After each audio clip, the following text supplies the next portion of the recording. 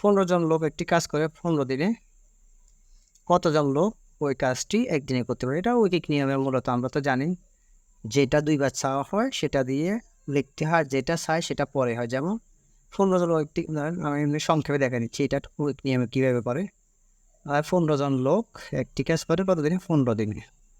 তাহলে একজনে করলে 15 জনে করতে 15 দিন লাগে, একজন করলে তো বেশি দিন লাগবে, বেশি এর গুণ হয় 15 গুণ ধরেন 15, ঠিক আছে? তো এখন বললো যে কতজন লোক ওই কাজটি একদিনে করতে পারবে। তো জিনিসটা বোঝার মতো একটা জিনিস আছে এখানে, বোঝার আগে। তাহলে 15 জনে, তাহলে একজনে করতে অনেকদিন লাগবে। তাহলে এটা আপনার 15 গুণ করলে যা হয় এটা আমরা 225 হবে, মানে গুণ করলে যা হয় মানে এতদিন লাগবে, এতদিন। হ্যাঁ, তো এটা এগুলো আবার শর্ট টেকনিক কীভাবে আসে দেখেন। 12 জন লোক একটি কাজ 20 দিনে করতে পারে। 20 জন লোক উক্ত কাজটি কতদিনে করতে পারে? এটা দুই নিয়মে করা যায়। একটা আমি সহজ করে দেখাই দিই। যখন আপনার কথাটা একইটা, এখানে কাজটি একদিনের জায়গায় এখানে বলছে এতজন লোক উক্ত কাজ কতদিনে করতে হবে, সময় বের করতে বলছে। শর্ট টেকনিকে আমি জিনিসটা দেখা দিচ্ছি, যখন আপনি 12 আর 20 পরে গুণ হয়ে যাবে, নিচে শুধু 20টা বসিয়ে দেবেন, 20 কাটা সমান সমান 12। এটা হচ্ছে শর্ট টেকনিক।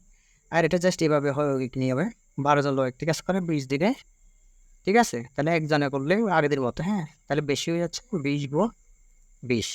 তারপরে বলছে আবার 20 জন লোক কত করতে পারে, তাহলে এই 20 নিচে বসে আর কি। হ্যাঁ, এখন কাটাকাটি করলে আমরা 20 চলে যাচ্ছে, এটাতে 12, হ্যাঁ, তাহলে এখান থেকে 12। জিনিসটা হচ্ছে এরকম, 10 জন শ্রমিক যে কাজ 25 দিনে শেষ করতে পারে, সেই কাজ 10 দিনে শেষ করতে কতজন শ্রমিক লাগবে?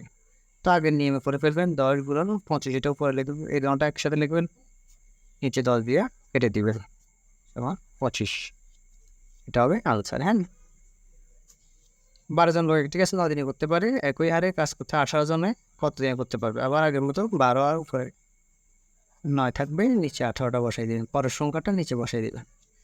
তাহলে 9 দুগুণে 18, 2 দিয়ে 12 কাটলে 6, আনসার। 15 জন চাষির একটি জমির ফসল কাটতে 21 দিন লাগলো।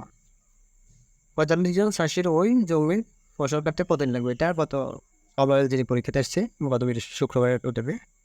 তাহলে আমরা 15 21 উপরে লিখে দিব, 15 গুণ 21 এসে 45টা রাখবো, 3 15 45, 3 দিয়ে 21 কাটলে 7, আনসার আমাদের 7 আসবে। 14 জন লোক একটি কাজ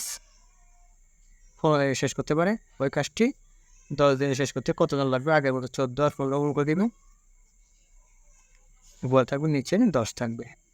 তো আমরা যদি 5 দিয়ে কাটি 3, 5 দিয়ে কাটলে 2, 2 দিয়ে 14 কাটলে 7, তাহলে গায়ে বাড়লো 7 গুণ 3 সমান 3 7 21। তো এগুলো শর্ট নিয়মে এটা জানতে হবে, ওই নিয়ম করতে গেলে এটা জানতে হবে। এটা থেকে একটা কোশ্চেন হয়, এটা পড়লে বা পরের অধ্যায়গুলো পার্টগুলো অতি সহজে পারবেন।